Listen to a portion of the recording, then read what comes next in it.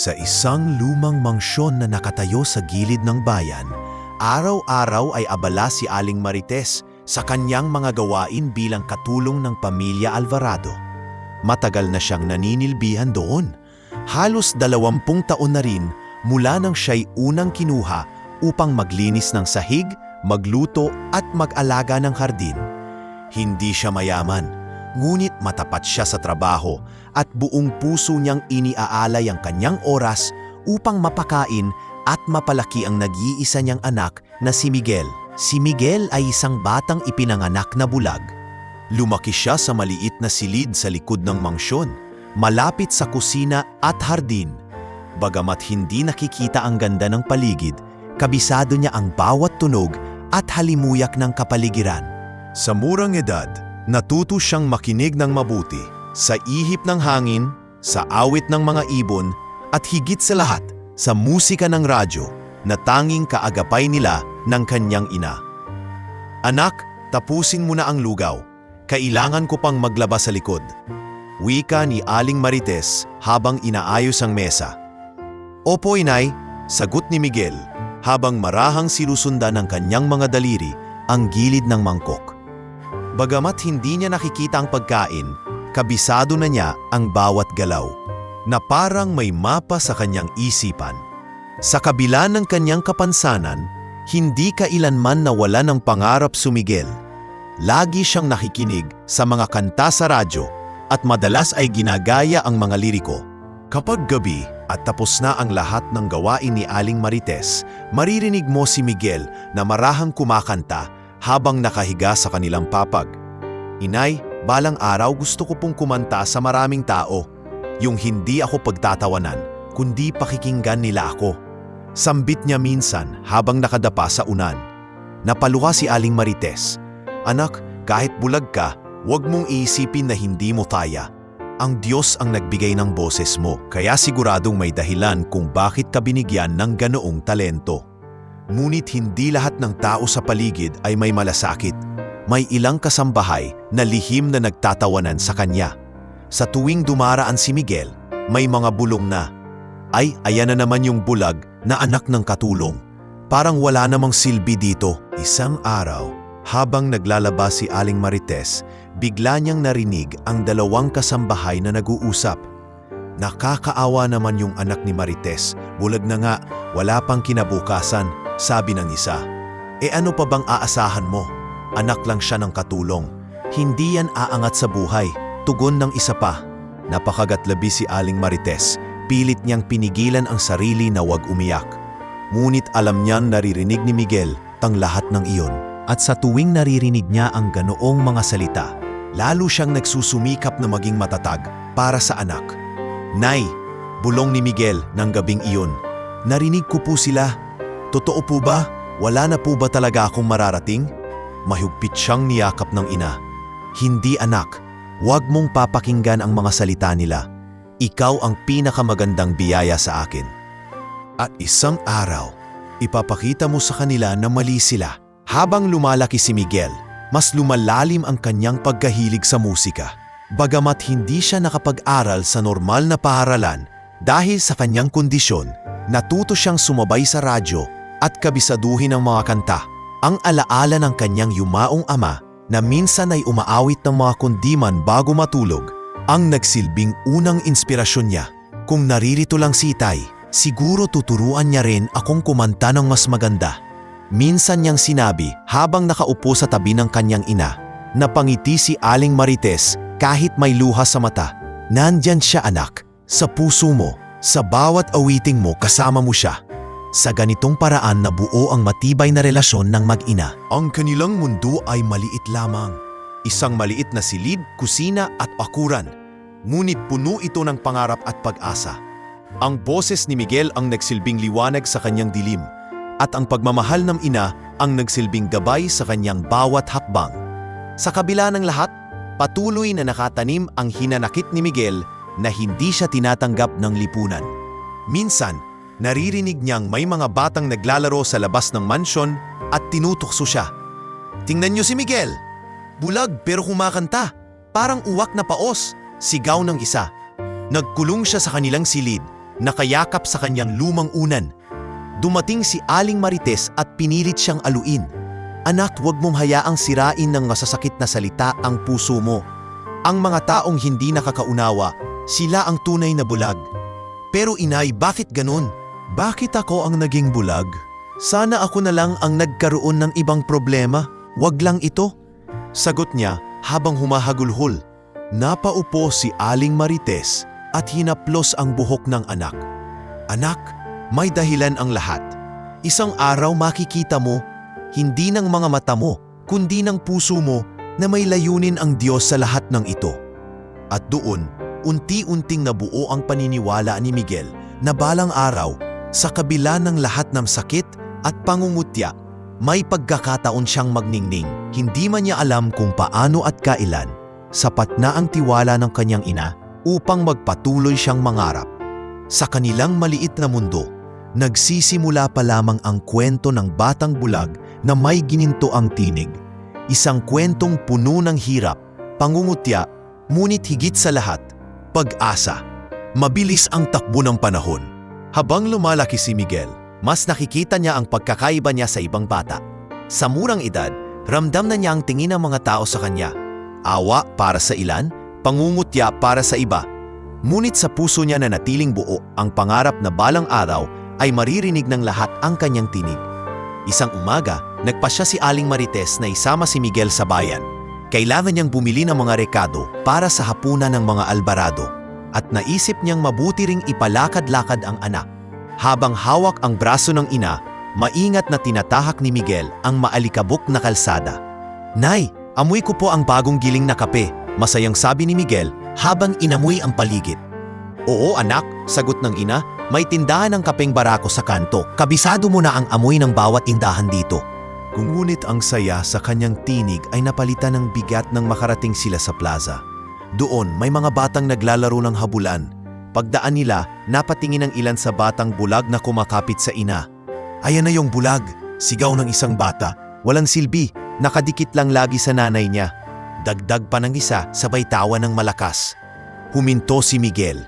Ramdam ang pamumula ng kanyang pisngi kahit hindi niya nakikita ang mga mukha ng nangungutya. Yumuko siya at kumapit ng mas mahigpit sa kamay ng ina. Anak, wag mo silang pakinggan. Mahinahong wika ni Aling Marites.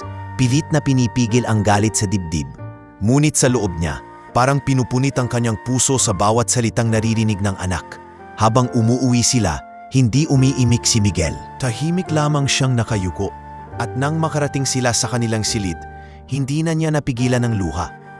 Inay, bulong niya, totoo ba na wala akong silbi? Sabi nila, hindi na raw ako lalaki ng normal. Hanggang dito na lang daw ako. Mahigpit siyang niyakap ni Aling Marites. Huwag mong paniwalaran ng mga sinasabi nila. Anak, hindi ka pinanganak para maging walang silbi. May mas malalim na dahilan kung bakit ka nandito. Ako mismo, araw-araw, nakikita ko kung gaano pa kahalaga. Hindi lang sa akin, kundi sa buong mundo. Ngunit mula sa araw na iyon, nagsimulang pumasok sa isip ni Miguel ang takot na makihalubilo sa iba.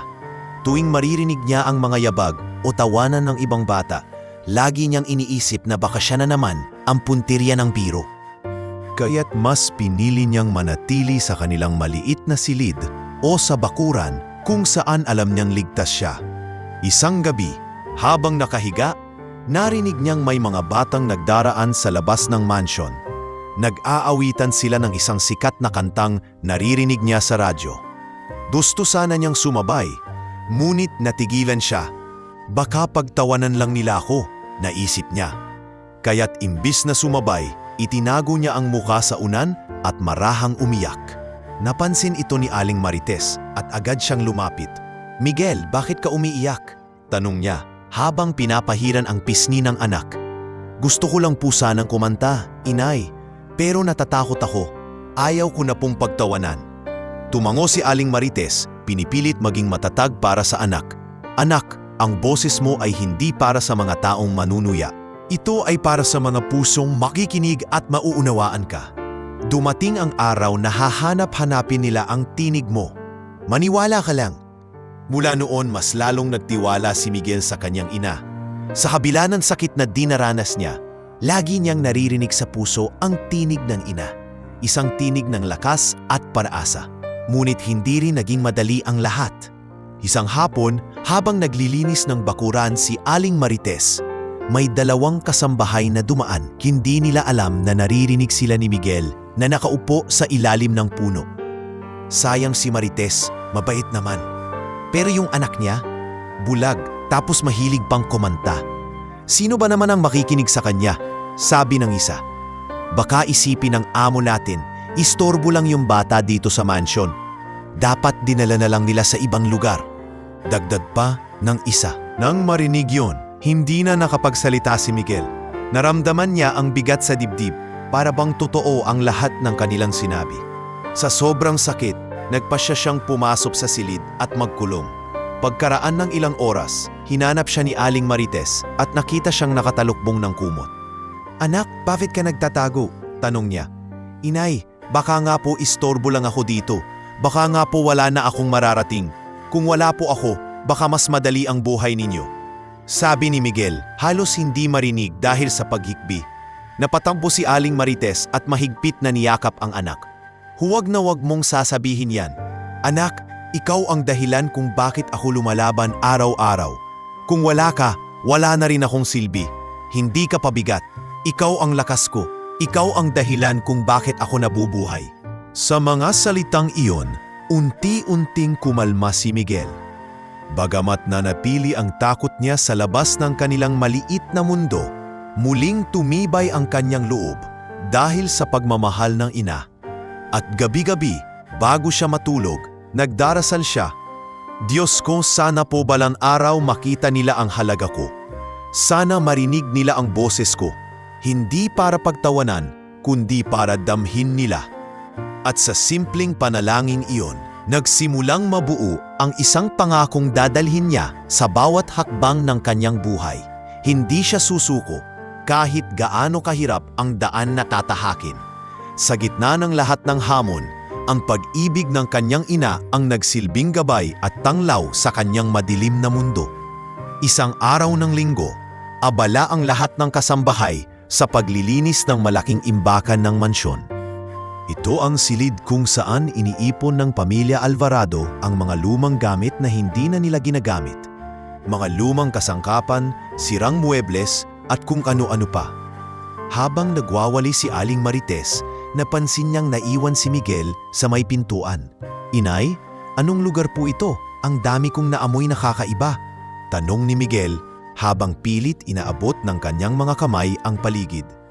Ito ang storage ng mga amo natin, anak. Maraming lumang gamit dito, huwag ka masyadong papasok at baka madapa ka, sagot ng ina. Ngunit tila may hatak ang loob ng silid para kay Miguel. Nang maramdaman niya ang isang bagay na kahugis ng kahon, nahaplos niya ang isang bagay na may mahabang leeg at 6 na string. Isang lumang gitara na halos natatakpan na ng alikabok. Inay, ano po ito? Parang may kwerdas. Tanong ni Miguel, sabay dampi ng mga daliri sa mga alambre. Tumunog ito ng marahan at tila biglang nagningning ang kanyang mukha. Gitara iyan anak, sagot ni Aling Marites. Matagal nang hindi nagagamit, siguro iniwan na lang dito ng amo. Biglang lumapit si Mang Ben, ang hardinero ng mansyon na siyang nag-aalaga rin sa mga lumang gamit. Aba, nakita mo pala iyan, Miguel. Huwag mong hahayaang mabulok dito. Sayang naman, naaalala ko noong kabataan ko, marunong din akong maggitara. Mula noon, tuwing may libreng oras, tinuturuan ni Mang Ben si Miguel ng mga simpleng chords. Sa ilalim ng punong mangga sa bakuran, maririnig ang pagtunog ng gitara at ang malumanay na tinig ng batang bulag. Hindi man nakikita ni Miguel ang mga nota, kabisado niya ang tunog at pakiramdam ng bawat kwerdas. Ganito Miguel, sabi ni Mang Ben, sabay hawak sa kamay ng bata upang ipuwesto ang daliri sa tamang fret. Pakinggan mo nang mabuti ang tunog at tandaan mo ang pakiramdam ng bawat posisyon. Opo, Mang Ben, tugon ni Miguel, sabay ngiti. At nang sumabay siya ng awit, napanganga si Mang Ben. Mare, narinig mo ba ang anak mo? Ang ganda ng boses. Bulalas niya minsang kausap si Aling Marites. Napaluha si Aling Marites sa tuwa.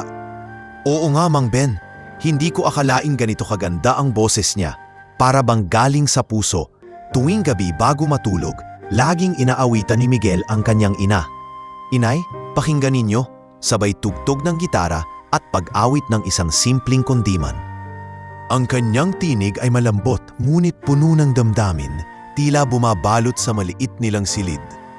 Anak, para akong bumalik sa panahon kung kailan buhay pa ang itay mo, bulong ni Aling Marites habang nakikinig.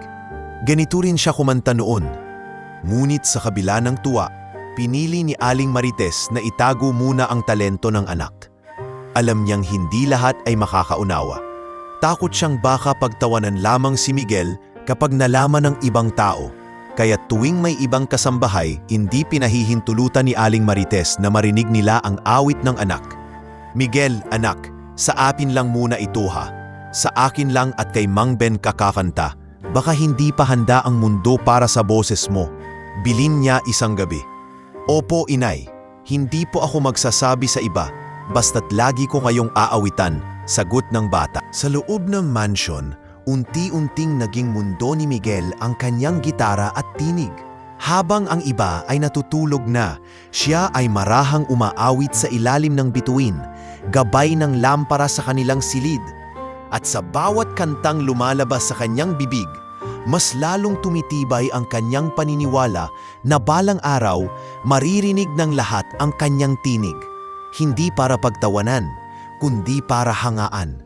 Ngunit may mga pagkakataon ding nagiging mahirap itago ang kanyang talento. Minsan, habang nagwawalis siya sa bakuran at umaawit ng mahina, may dumaan na kasambahay. Aba, marunong palang kumanta ang bulad.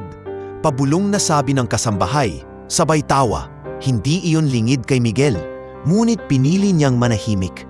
Mas nanaisin niyang huwag mapansin kaysa muling pagtawanan. Kaya't mas lalo niyang iningatan ang kanyang lihim. Ang musika ay naging kanlungan niya laban sa lahat ng sakit at pangungutya. Ito ang kanyang lihim na kahiligan, isang kayamanang nakatago handang ipakita lamang sa tamang panahon. At habang mas lumalalim ang kanyang pag-ibig sa musika, hindi niya alam na ang lihim na ito ang magiging daan upang magbago ang kanyang kapalaran. Sa mga gabing puno ng kanta at mga araw na uno ng pangarap, unti-unting hinahabi ng tadhana ang isang kwento na hindi niya akalaing magsisimula lamang sa isang lumang gitara sa lumang imbakan ng mansyon. Lumipas ang mga linggo at lalong nahasa si Miguel sa pagtugtog ng gitara at pagkanta. Sa tuwing tatama ang liwanag ng hapon sa bakuran ng mansyon, maririnig ang malumanay niyang tinig na sumasabay sa ihip ng hangin. Para kay Mang Ben at kay Aling Marites, iyon ay musika ng pag-asa. Ngunit para sa iba, hindi lahat ay natutuwa. Isang hapon, nakaupo si Miguel sa lilim ng punong mangga. Katatapos lang niyang matutunan ang bagong chords na itinuro ni Mang Ben. Sabik niyang sinubukan ito habang umaawit ng isang luma ngunit makabagbag damdaming kanta. Hindi niya alam, mula sa terasa ng mansyon ay may nakikinig. Si Cassandra, ang nag-iisang anak ni Don Roberto at Doña Felisa. Si Cassandra ay kilala sa kanyang pagkamayabang. Lumaki siya na laging sinusunod ang nais. Sanay na siya ang sentro ng atensyon. At ngayong naririnig niya ang bulag na anak ng katulong na umaawit, tila isang insulto sa kanyang pandinig. Ano ba yan? Bulalas niya. Sabay tawag sa kasama niyang kaibigan. Naririnig mo ba? Yung bulag na iyon, nag-aakalang may magandang boses? Tumawa ang kaibigan. Nakakatuwa nga, Kas. Para bang naniniwala siyang pwede siyang maging mga awit. Hindi na kontento si Cassandra. Bumaba siya sa bakuran, suot ang kanyang mamahaling damit at lumapit kay Miguel. Anong ginagawa mo dito? Matalim na tanong niya. Nagulat si Miguel, agad niyang ibinaba ang gitara.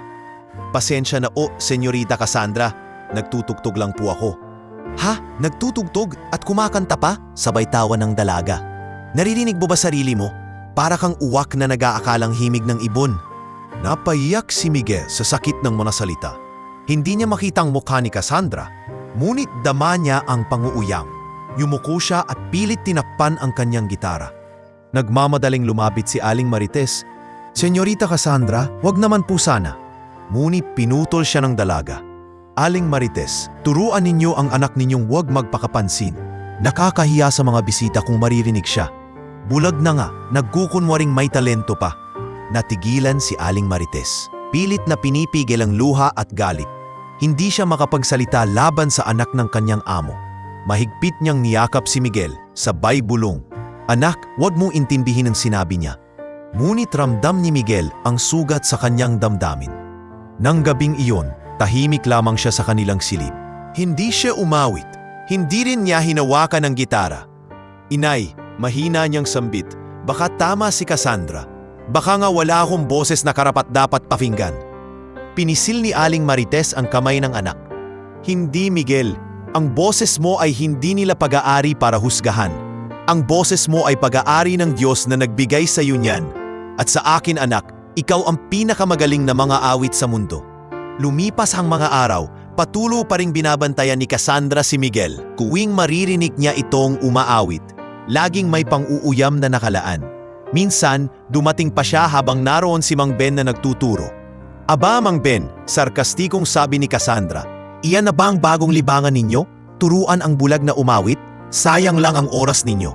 Napakamot ng ulo si Mang Ben, ngunit hindi siya pumayag na manahimik. "Senyorita, hindi sayang ang oras kung para sa isang bata na may talento. Baka isang araw, mas malayo pa ang marating niya kaysa sa inaakala ninyo." "Talento?" sabay tawa ni Cassandra. "Huwag ninyo ngang pinapaniwalaan ang batang iyan. Kahihiyan lang ang dulot niya." Tumalikod siya at tumanis, iniwan ang mag-ina at si Mang Ben na tahimik na nagkatinginan. Ramdam ni Miguel ang pangungutya at lalo siyang nakaramdam ng panghihina ng loob. Ngunit isang gabi, habang magkahawak kamay silang mag-ina, nagtanong si Miguel, "Inay, bakit po ganun si Cassandra sa akin? Bakit parang galit siya na kumakanta ako?" Napabuntong hininga si Aling Marites. "Anak, may mga tao talagang ayaw makakita ng liwanag sa kapwa. Sa halip na humanga, naiinggit sila.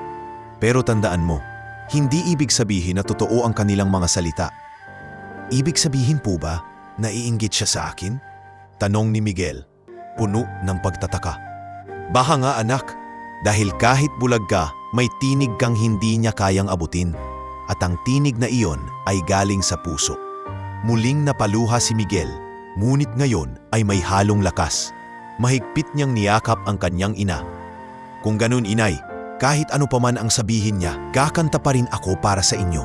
At muling humawak siya sa gitara. Sa bawat pagtugtog, dama ang hapdi ng pangungutya, ngunit naroon din ang tibay ng loob na dulot ng pagmamahal ng kanyang ina. Sa bawat himig na kanyang inaawit sa dilim, nagiging malinaw sa kanyang isang bagay. Ang kanyang tinig, bagamat pinagtatawanan ng iba, ay magiging sandata niya laban sa lahat ng pang-iinsulto at panlalait. Hindi pa niya alam, ngunit ang mga araw na iyon ng pangungutya at inggit ni Cassandra ang magsisilbing unang pagsubok na maghahanda sa kanya para sa mas malaking laban sa hinaharap. At sa kanyang puso, nagsisimula ng magliyab ang pangarap na balang araw, mapapatigil niya sa panunuya, hindi lamang si Cassandra, kundi ang lahat ng taong nagduda sa kanya. Dumating ang buwan ng Disyembre at sa mansyon ng pamilya Alvarado, abala ang lahat sa paghahanda para sa engranding kaarawan ng apo ni na Don Roberto at Doña Felisa. Kilala sa buong bayan ang mga Alvarado sa kanilang marangyang pamumuhay at sa tuwing may selebrasyon, hindi lamang kamag-anak ang kanilang iniimbitahan, kundi pati mga kilalang tao mula sa kalapit lugar. "Marites, siguraduhin mong malinis ang lahat ng kurtina at kumikintab ang sahig," mariing bili ni Doña Felisa. "Ayokong mapahiya sa mga bisita." "Opo, senyora," magalang na tugon ni Aling Marites habang bitbit ang timba at basahan. Samantala, si Miguel ay nanatili lamang sa kanilang maliit na silid. Ramdam niya ang kasiyahan sa paligid, ngunit nanatili siyang tahimik. Pinipiling hindi makialam, lalo na't ilang beses na siyang nasaktan sa mga pangungutya ng anak ng amo. Ngunit sa gabing iyon, tila may kakaibang simula ng kapalaran na hindi niya alam. Habang si Miguel ay nasa sulok ng bakuran at marahang humahaplos sa kanyang gitara, napansin siya ni Cassandra. Nakangisi itong lumapit, dala ang masamang balak. May naisip akong magandang palabas para sa party, bulong niya sa sarili. Gamitin natin si Miguel. Kinabukasan, tinawag ni Cassandra ang ilang kasambahay at kinausap sila sa ilalim ng puno. Ganito ang gagawin natin. Sa party, ipapakanta natin si Miguel. Sabihin na special guest siya para sa apo ni Lolo. Pero ang totoo, gusto ko lang ipakita sa lahat kung gaano siya kakahiya. Sige na, tulungan ninyo ako. Nagkatinginan ng mga kasambahay. May ilan na nag-alinlangan. Ngunit dahil sa takot kay Cassandra at sa anyang kapangyarihan bilang anak ng amo, wala silang nagawa kundi sumunod. Samantala, nang marinig ni Aling Marites ang balita, unay nag-alinlangan din siya. Ngunit nang marinig niyang isasama ang anak sa programa, nakaramdam siya ng kakaibang tuwa. Para sa kanya, pagkakataon iyon na makita ng mga tao ang talento ng kanyang anak. Hindi niya alam ang tunay na balak ni Cassandra. Anak, masayang wika niya kay Miguel. Alam mo ba, isasama ka raw nila sa programa ng party. Kakanta ka para sa mga bisita. Nagulat si Miguel. Inay, sigurado po ba kayo? Baka pagtawanan lang nila ako. Hinaplos ni Aling Marites ang buhok ng anak. Huwag kang matakot, Miguel. Ito na ang pagkakataon mo. Hindi ba't lagi mong sinasabi na gusto mong marinig ng maraming tao ang boses mo? Ngayon mangyayari na. Sa loob ng mga araw bago ang party, hindi mapakali si Miguel. Kahit gabi, nag-e-ensayo siya. Pinipilit niyang maperfect ang kantang pinili niya. Isang awitin tungkol sa pag-ibig at pag-asa. Lagi siyang ginagabayan ni Mang Ben na nagsilbing guro at kaibigan. Miguel, tandaan mo, payo ni Mang Ben habang hawak ang balikat ng bata. Huwag mong isipin ang mga taong manunuya. Kantahin mo ang kanta para sa sarili mo, para sa iyong ina, at para sa lahat ng taong tunay na makikinig. Opo, Mang Ben, pero kinakabahan po ako, sagot ni Miguel. Normal lang yan, sagot ni Mang Ben na nakangiti. Ang mahalaga, ilabas mo ang damdamin mo. Dumating ang araw ng engrandeng salo-salo. Ang mansyon ay nagningning sa mga dekorasyon, kumikislap ang mga ilaw na parang bituin at puno ng mga mamahaling bisita ang malawak na bulwagan. Nafasuot ng mamahaling damit ang mga panauhin, mga politiko, negosyante at mga kapitbahay na mayayaman. Sa kusina, abala si Aling Marites sa paghahanda ng mga putahe. Ngunit sa kanyang puso, mas abala siyang iniisip si Miguel. Lumapit siya sa anak na nakaupo sa isang tabi. Marahang nakahawap sa kanyang gitara. Anak, andyan na ang oras. Huwag kang matakot, nandito lang ako. Bulong niya. Huminga ng malalim si Miguel. Inay, para po ito sa inyo. Kakanta ko para maramdaman ninyo kung gaano ko kayo kamahal. Habang nagsisimula ang programa, masayang nagpalakpakan ang mga bisita. May mga nagbigay ng mensahe, may sumayaw at may ilang tumugtog ng piyesa. Ngunit sa likod ng lahat ng tasayahan, si Cassandra ay nag-aabang ng kanyang plano. Mga bisita, aniya sa mikropono, ngumingiti ng malapad. May espesyal kaming handog para sa inyo ngayong gabi. Isang kakaibang talento mula sa aming tahanan. Palakpakan natin ang bulag na anak ng aming katulong, si Miguel. Nagkatinginan ng mga tao. May ilan na agad natawa. May iba'y nagbulungan habang si Miguel ay marahang lumapit sa gitna. Hawak-hawak ang kanyang gitara. Sa gilid ng entablado, nakatayo si Aling Marites. Halos mabaliw sa kaba, ngunit nanatiling nakangiti upang bigyan ng lakas ang anak. Sa kanyang mga mata, ito na ang sandaling matagal na nilang hinintay. Ang pagkakataon para marinig ng lahat ang ginintuang tinig ni Miguel. Ngunit hindi niya alam, sa likod ng palakpak at tawanan ng mga tao, nakatago ang malupit na plano ni Cassandra. Isang plano na maglalagay kay Miguel sa gitna ng kahihiyan o kaya na may magbubukas ng pintuan tungo sa kanyang tunay na kapalaran. Puno ng kasayahan at halakhakan ang bulwagan ng mansyon. Ang mga bisita ay abala sa pakikipag-usap, habang ang ilan ay walang tigil na kumukuha ng larawan sa mga gagarang chandelier at mamahaling dekorasyon. Ngunit nang marinig ang anunsyo ni Cassandra, dahan-dahang natahimik ang lahat. May mga kumunot ang noo, may mga nagbulungan, at may ilan na agad na patawa. Bulag na bata? Kakanta? Aba, kakaiba ito. Bulong ng isang ginang na nakasuot ng perlas. Siguro isang uri ng biri para pampasaya, sagot ng kanyang katabi na may hawak pang alak. Naramdaman ni Miguel ang bigat ng mga mata ng mga tao, bagamat hindi niya nakikita ang mga ito. Ang kanilang bulungan, tawanan at pag-ismid ay parang matutulis na espada na tumatagos sa kanyang puso. Mahigpit siyang kumapit sa braso ng ina bago siya inalalayan papunta sa gitna ng entablado. Inay, mahina niyang bulong, natatakot po ako. Hinawakan ni Aling Marites ang pisngi ng anak at tinitigan siya kahit alam niyang hindi ito makikita. Anak, nandito lang ako. Isipin mong kumakanta ka lang para sa akin. Huminga ng malalim si Miguel at maingat na naupo sa silya na inilagay para sa kanya. Ang gitara ay nasa kanyang kandungan at dahan-dahan niyang hinaplos ang mga kwerdas. Ngunit bago pa siya makapagsimula, may isang batang bisita ang nagsigaw mula sa likod. Tingnan ninyo, bulad pero kakanta? Baka mamaya mahulog pa sa upuan. Nagtawanan ng ilan at ang iba na may pumalakpak, ngunit may halong pang-uuyam. Natawa rin si Cassandra, nakatayo sa gilid at lihim na nagtatagumpay sa kanyang plano. Hindi na nakapagsalita si Aling Marites. Napaluha siya habang nakatayo sa gilid ng entablado. Alam niyang hindi na niya mapipigilan ang nangyayari. Anak, kaya mo iyan, bulong niya sa sarili. Nag-umpisa ng kumabog ang dibdib ni Miguel. Ramdam niya ang lamig ng hangin mula sa aircon at ang init ng mga titig ng tao sa kanya. Para siyang ibong nakalagay sa hawla, itinulap sa gitna ng mga pusa na handang mang-alipusta. Isang kasambahay ang nagbigay ng kumpas bilang senyas para magsimula. Ngunit imbes na tahimik na makinig, nagsimula na naman ang bulungan ng mga tao. Ano kaya ang kakantahin niya? Nursery rhyme, biro ng isa. Siguro boses palaka lang ang maririnig natin. Sabat ng isa pa. Nanginginig ang mga kamay ni Miguel habang hawak ang gitara. Sa kanyang isipan, bumabalik ang lahat ng masasakit na salita ng mga tao. Mula sa mga batang nanlilibak sa kanya sa plaza, hanggang sa masasakit na salita ni Cassandra. Napayuko siya at halos mapaiyak. Inay, mahina niyang bulong. Agad lumapit si Aling Marites at hinaplos ang kanyang balikat. Miguel, pakinggan mo ako. Naririnig mo ang mga bulungan nila, hindi ba? Pero alam ko, mas malakas ang boses ng puso mo.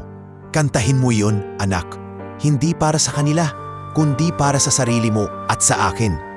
Dahan-dahang tumango si Miguel at sa unang pagkakataon, itinuwid niya ang kanyang likod, huminga ng malalim at hinaplos muli ang gitara. Ngunit bago siya makapagsimula, isang malupit na tinig ang muling sumigaw. Tingnan natin kung hanggang saan ang drama ng bulag na yan. Sigaw ng isa pang bisita, dahilan upang muling matawa ang iba. Napapikit si Miguel. Isang patak ng luha ang dumaloy sa kanyang pisngi, ngunit hindi na siya umurong. Hinaplos niya ang gitara at nagsimula ng unang tugtog. Sa bawat strum ng kanyang mga daliri, may biglang katahimikan na bumalot sa buong bulwagan. Ngunit sa mga unang segundo, may ilan pa ring pumipigil ng tawa. Para bang pinipilit lang niya, bulong ng isang lalaki. Ngunit hindi na siya pinakinggan ni Miguel. Pinikit niya ang kanyang mga mata at nagsimulang umawit ng isang awitin na matagal na niyang inensayo kasama si Mang Ben. Isang kanta tungkol sa pag-ibig ng isang ina at anak at kung paano nagbibigay ng liwanag ang pagmamahal kahit sa gitna ng kadiliman. Ang unang linya ay mahina, nanginginig, ngunit may halong damdamin. Habang tumatagal, lalong lumalakas at luminis ang kanyang tinig. Ang boses niya ay hindi ordinaryo, malambot ngunit matatag, malalim ngunit malinaw, isang tinig na tayang dumampi sa puso ng kahit sinong nakikinig. Nagsimulang manahimik ang mga tao. Ang mga biro at tawa ay unti-unting nawala, napalitan ng tahimik na pagdama sa bawat liriko. Ang ilang ginang na kanina'y natatawa, ngayoy napaluha na. May mga lalaking tumigil sa pag-inom at tumingin na lamang sa batang bulag na nasa gitna ng entablado. Ngunit sa gilid, nanatili si Cassandra na nakakunot ang noo. Hindi niya inaasahan ang pagbabagong iyon. Ang plano niyang pagpapahiya ay tila unti-unting nababaliktad. Habang umaawit si Miguel, ramdam niya ang init ng mga salita.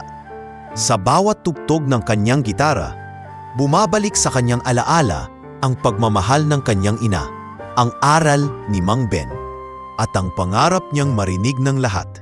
Nang matapos ang kanyang awit, ilang segundo ang lumipas bago bumuhos ang malakas na palakpakan. Tumayo ang ilan sa mga bisita at sumigaw ng bravo. May mga luhang pumapatak sa kanilang mga mata, hindi makapaniwala sa tinig na nagmula sa batang minsang nilibak lamang.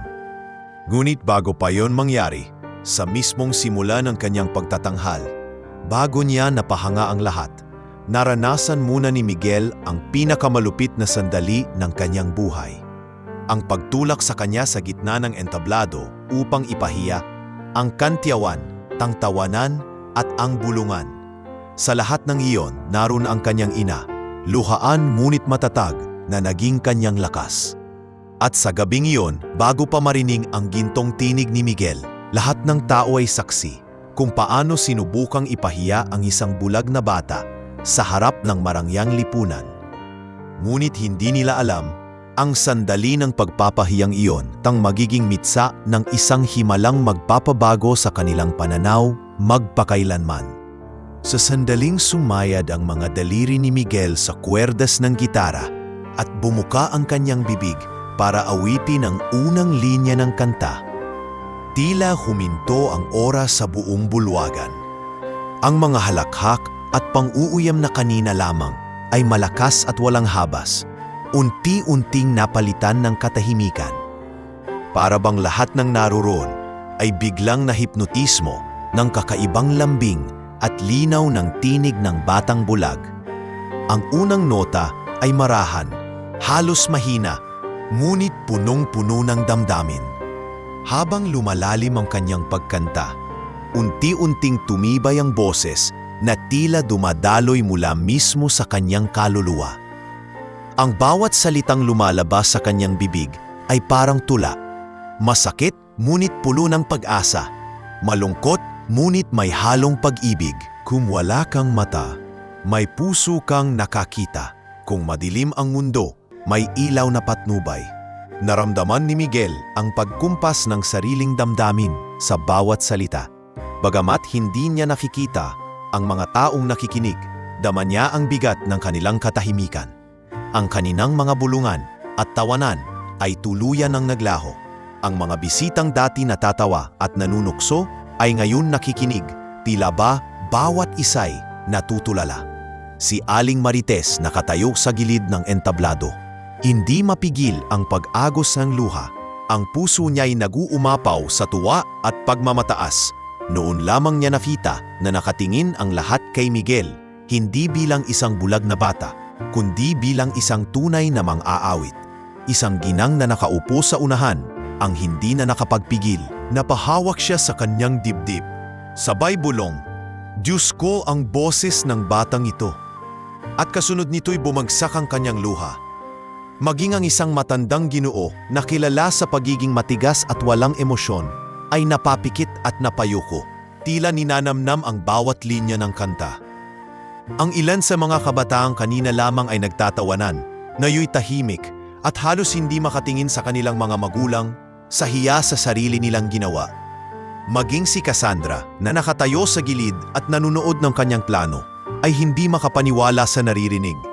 Ang kanyang ngisi ay biglang napawi, napalian ng pagkabigla. Ang kanyang mga mata ay nag-iba ng anyo, mula sa panguuyam ay napalitan ng gulat. At sa kaibuturan ng kanyang damdamin, may kaunting pag-amin na nagkamali siya. Habang umaawit si Miguel, unti-unti niyang nakalimutan ang takot at pangungutya. Wala na ang kaba, wala na ang luha. Ang natira na lamang ay ang kanyang tinig, malinis at matatag, na dumadaloy kasama ng bawat pagtugtog ng gitara. Sa bawat taludtod, parang sumasalamin ang kanyang buhay, ang kanyang pagkabulag, ang kanyang paghihirap, ang pangungutya ng tao, ngunit higit sa lahat, ang walang hanggang pagmamahal ng kanyang ina na siyang dahilan kung bakit siya lumalaban. Nang matapos ang huling linya ng kanyang kanta, bumagsak ang katahimikan. Ilang segundo, walang gumalaw, walang nagsalita, at saka biglang sumabog ang malakas na palakpakan. Tumayo ang ilang mga bisita, sumigaw ng bravo at napakaganda. Ang bulwagan na kanina'y punong-puno ng tawanan at pang-uuyam ay ngayon nag-uumapaw sa papuri at pagkamangha. Ang ilan ay hindi mapigil ang pag-iyak. Ang mga mata nila'y namumula habang nagsusumamo na muli sanang umawit ang bata. "Miguel!" sigaw ng isang panauhin. Isa pa! Isa pa!" Ngunit si Miguel, bagamat nakangiti, ay pinili lamang yumuko at ipatong ang kanyang gitara sa kanyang kandungan. Tumayo siya ng marahan, nakapikit pa rin at hinanap ang kanyang ina. "Inay!" bulong niya, sabay hawak sa kamay ni Aling Marites. "Nagawa ko po. Hindi ko po sila inawitan para palakpakan ako. Kinanta ko po iyon para sa inyo." Niyakap siya ni Aling Marites ng mahigpit, halos hindi na makahinga sa sobrang saya. "Anak, ipinagmamali kita. Hindi ako nagkamali. Ang boses mo ay kayamanan na hindi kayang bilhin ng kahit na sino." Sa gitna ng masigabong palakpakan, naroon pa rin si Cassandra, nakatitig kay Miguel.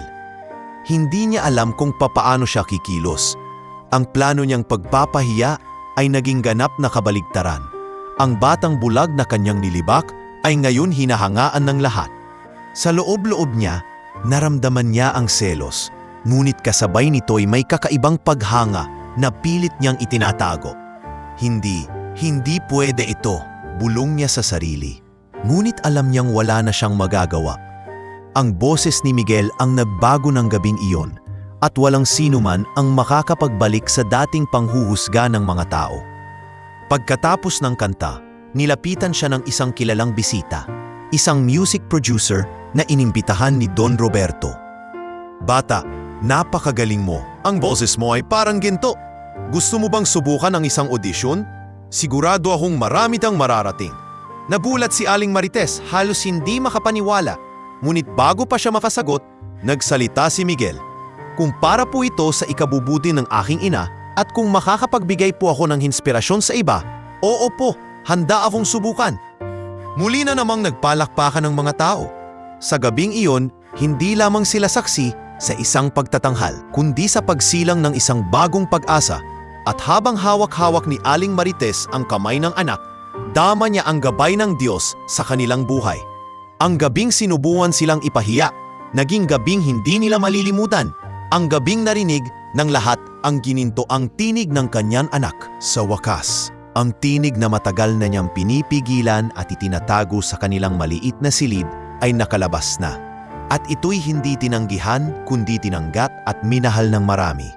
Sa gabing iyon, nagbago ang tingin ng lahat kay Miguel. Hindi na siya basta bulad na anak ng katulong. Siya na ngayon ang batang nagpatigil sa mundo sa pamamagitan ng kanyang awitin.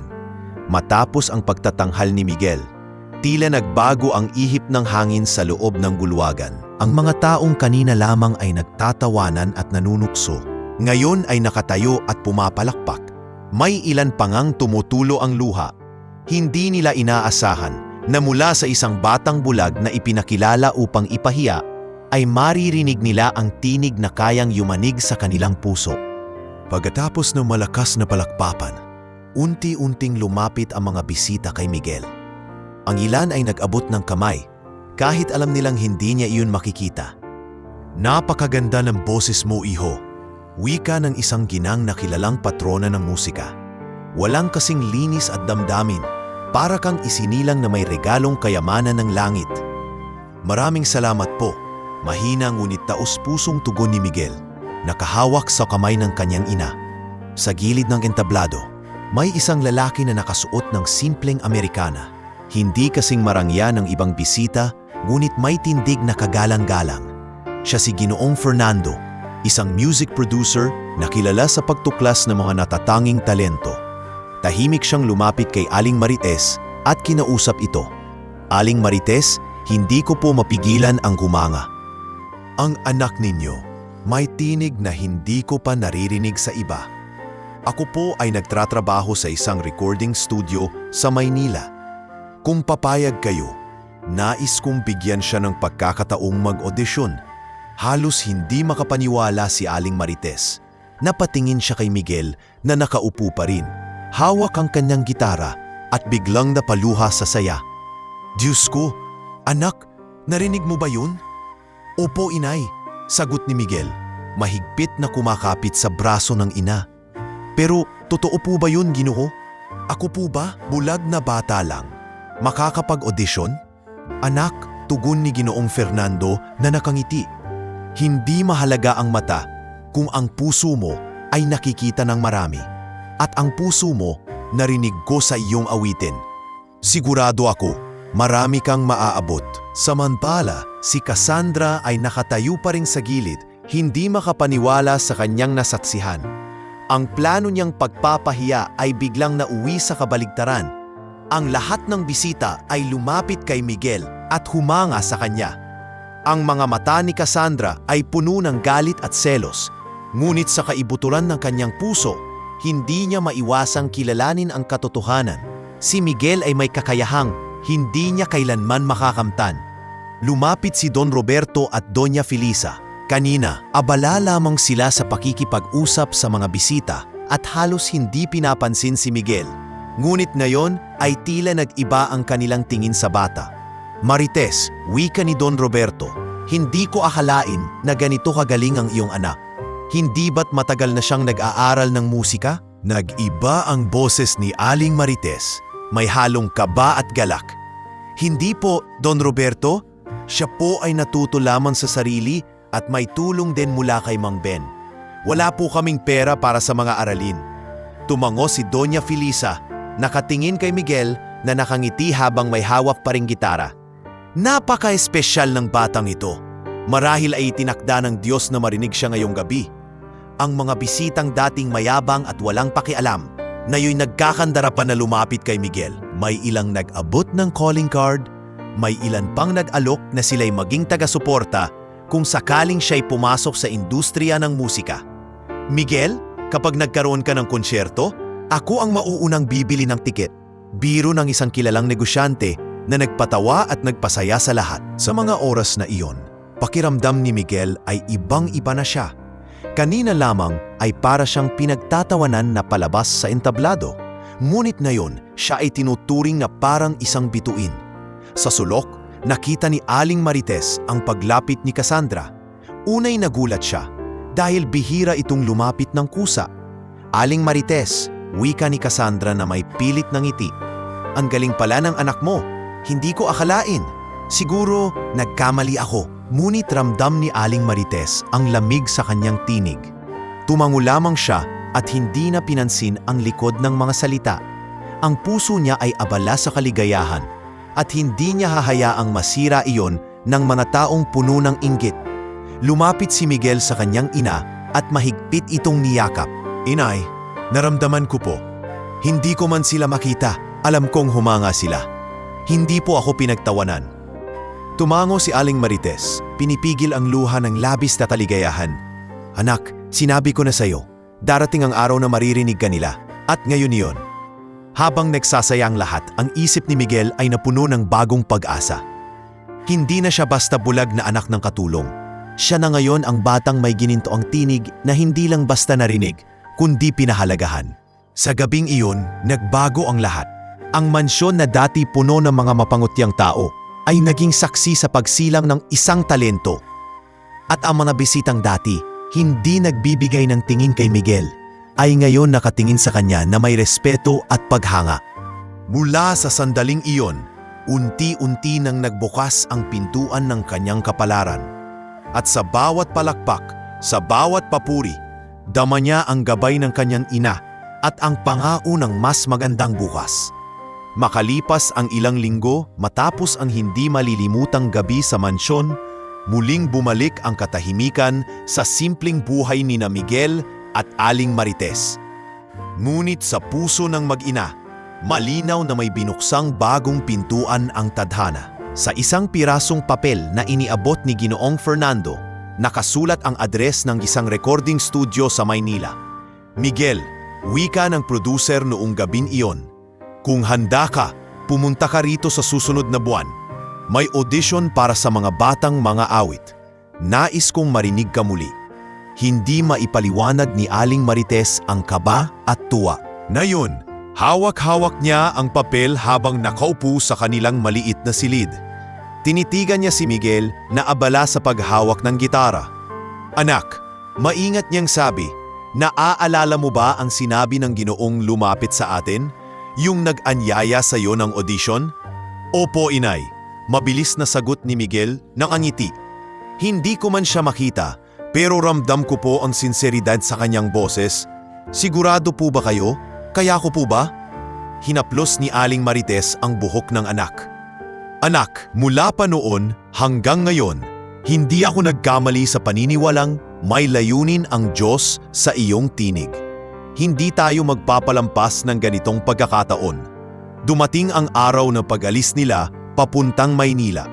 Ulang beses ni Miguel na makalayo sa bayan.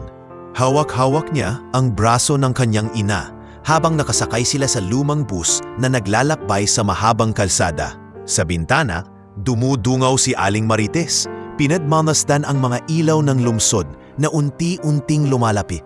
Inay, ang dami pong ingay, wika ni Miguel, habang nakikinig sa busina ng mga sasakyan at yabag ng mga tao sa terminal. Oo anak, iba ang Maynila, pero huwag kang matakot. Nandito lang ako, sagot ng ina. Pagdating nila sa studio, sinalubong sila ng mahabang pila ng mga batang mga awit. Lahat may kani-kaniyang kasuotan, hawak ang mga folder ng kanilang piyesa. Ang ilan ay may dalang mikropono na parang sanay na sa entablado. Ang ilan ay may mga kasamang propesyonal na guro sa musika. Sa sulok, nakaupo si Miguel, tahimik na nakikinig sa mga boses na maririnig mula sa rehearsal room. Inay, bulong niya, ang gaganda po ng boses nila. Baka po mapahiya lang ako. Mahigpit na hinawaan ni Aling Marites ang kamay ng anak. Huwag mong ikumpara ang sarili mo sa kanila. Ang boses mo ay kakaiba at iyon ang magpapatingkad sa iyo. Nung pinawag ang pangalan niya, dahan-dahang tumayo si Miguel, hawak pa rin ang gitara. Umasok sila sa loob ng silid kung saan naroon ang mga hurado kasama si Ginoong Fernando. May mga ilaw na nakatutok at sa harapan ay may mesa kung saan nakaupo ang tatlong hurado, lahat seryoso ang mukha. Anong pangalan mo, iho? Tanong ng isang babae mula sa panel. Miguel po, ma'am. Anak po ako ni Aling Marites, sagot niya ng magalang. Ano ang kakantahin mo? Tanong naman ng isa. Isang malalim na hinga ang kinuha ni Miguel bago sumagot. Isang awitin po na para sa aking ina. At nagsimula siyang tumugtog ng gitara. Sa unang pagpindot ng kwerdas, bumalik sa kanya ang lahat ng alaala. Ang kanilang maliit na silid, ang mga gabi ng pangungutya, at ang mga yakap ng ina na nagsilbing kanlunan. Sa kanyang tinig lumabas ang lahat ng iyon, tahimik na nakinig ang mga hurado. Ang babae na kanina'y mahigpit ang muka, ngayon ay nakayuko at nakapikit, nakikinig sa bawat salita. Ang isa namang lalaki ay hindi maiwasang mapangiti. Tila ramdam ang bawat damdaming isinasalaysay ng bata. Pagkatapos ng kanta, ilang segundo ng katahimikan ang lumipas bago sila muling nagsalita. Miguel, wika ng babaeng hurado, ang boses mo ay hindi lang basta musika. Isa itong kwento. At hindi lahat ng mga awit ay may kakayahang magkwento sa pamamagitan ng kanta. Napakaganda, dagdag pa ng isa. Sa edad mo, bihira ang makapagdala ng ganitong emosyon. Nilingon ni Miguel ang direksyon ng boses ng mga hurado, nakangiti. Maraming salamat po. Kinanta ko po yun, hindi para ipakita na magaling ako, kundi para maramdaman nila ang pagmamahal ng isang anak sa kanyang ina. Agad lumapit si Ginoong Fernando at tinapik siya sa balikat. Iho, gaya ng sinabi ko, marami kang mararating. Babalitaan namin tayo tungkol sa resulta. Ngunit ngayon pa lang, masasabi kong espesyal ka. Paglabas nila ng silid, halos hindi makapaniwala si Aling Marites sa mga papuring narinig nila. Yumakap siya ng mahigpit kay Miguel, halos hindi na kumawala. Anak, nakita mo? Ang boses mo ay hindi lamang para sa akin. Ito ay para sa mundo. Mumiti si Miguel, nakataas ang ulo. Inay, natatakot pa rin po ako. Pero kung kayo ang dahilan, handa po akong lumaban. Sa kanilang pag-uwi mula sa Maynila, kahit walang kasiguraduhan sa magiging resulta, dala nila ang panibagong pag-asa.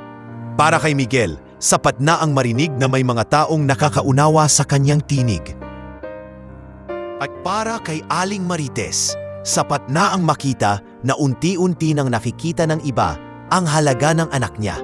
Hindi ng kanyang mata, kundi ng kanyang puso at boses.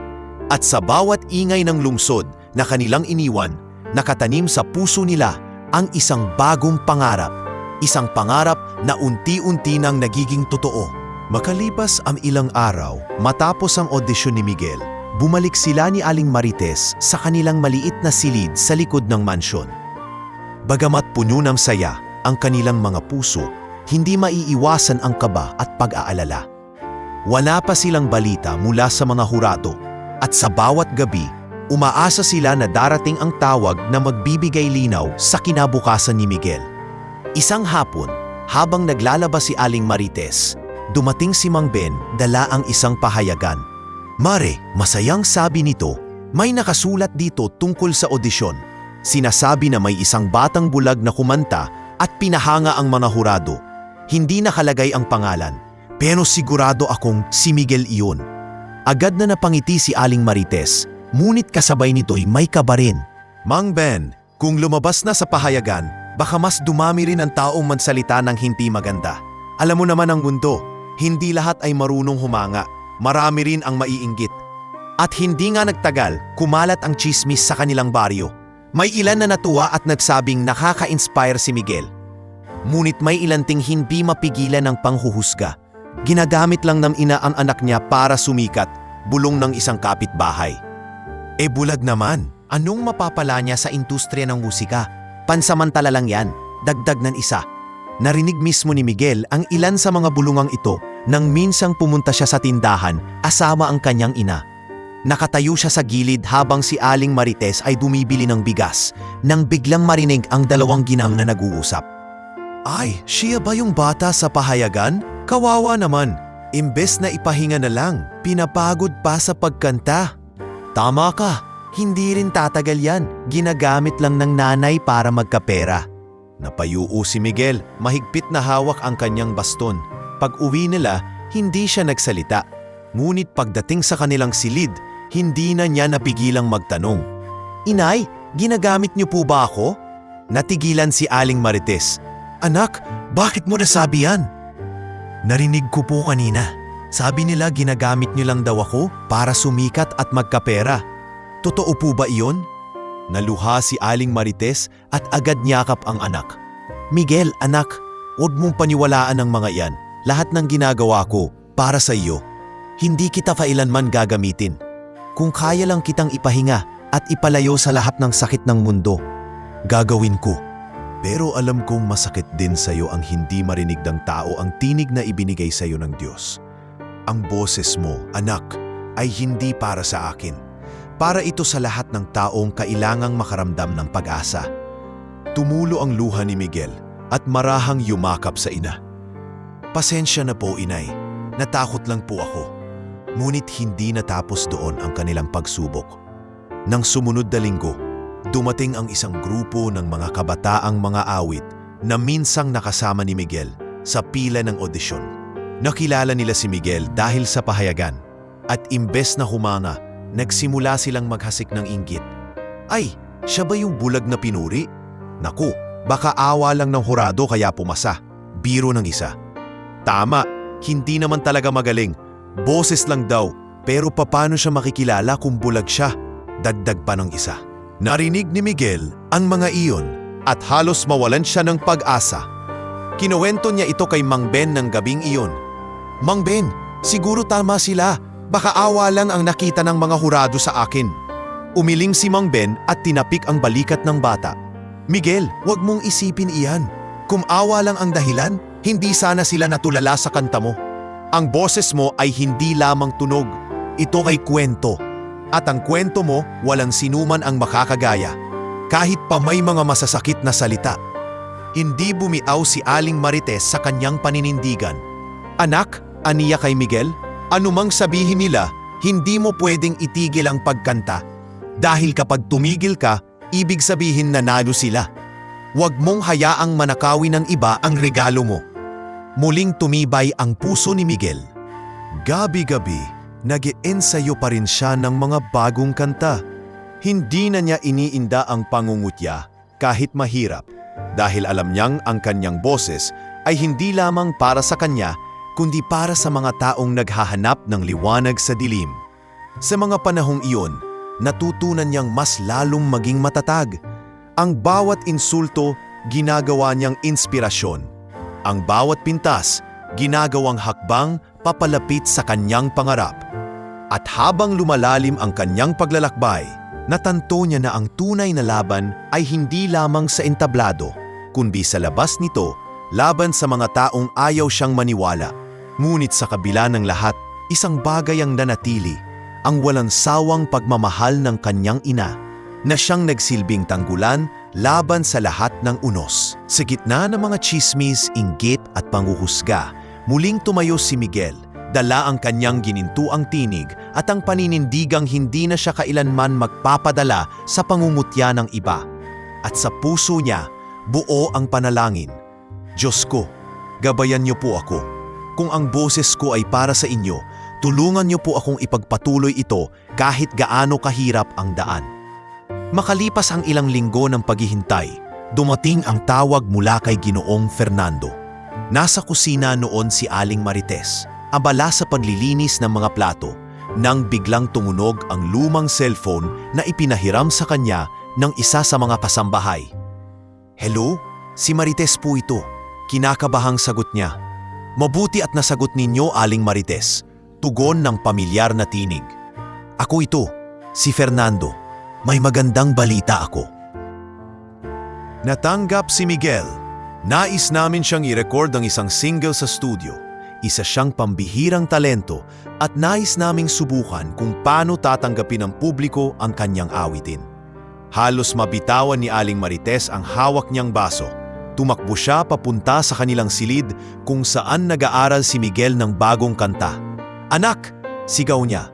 Halos humahabol ang hininga. "Anak! Natanggap ka! Magre-record ka na sa Maynila." Nagulat si Miguel, saglit na natahimik, at pagkatapos ay napangiti ng malapad. "Inay, totoo po ba? Ako po? Kakanta po ako sa isang tunay na album?" "Oo anak, oo." At niyakap siya ng mahigpit ni Aling Marites, halos hindi makapaniwala sa kanilang tinanggap na biyaya. Nang dumating ang araw ng recording, muling bumalik ang mag-ina sa Maynila. Sa studio, sinalubong sila ng mga tauhan ni Ginoong Fernando. May mga mikropono, headphones at malalaking speakers na tila kakaibang mundo para kay Miguel. "Handa ka na ba, iho?" tanong ni Fernando habang inaayos ang upuan ni Miguel. "Handa po," sagot ng bata, bagamat halata ang panginginig ng kanyang kamay.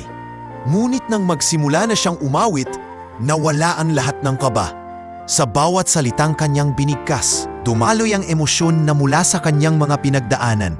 Ang sakit ng pangungutya, ang lakas ng kanyang ina, at ang pag-asa ng mas magandang bukas. Pagkatapos ng recording, tahimik ang lahat sa loob ng control room. Ang mga teknisyan na sanay na sa libu-libong boses ay napatingin kay Fernando at sabay-sabay na tumango.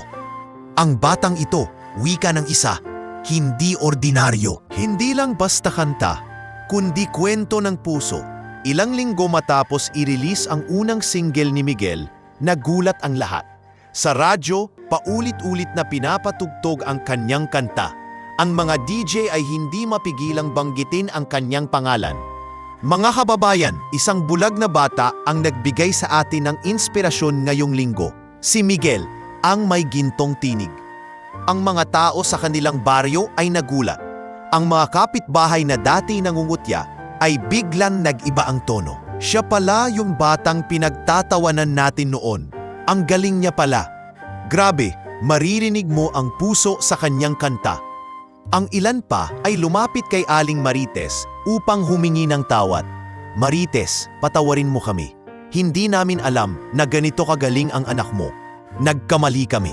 Hindi nakapagsalita agad si Aling Marites. Ngunit sa kanyang puso, alam niyang ito na ang simula ng pagbabago. Dumagsa rin ang mga imbitasyon para kay Miguel.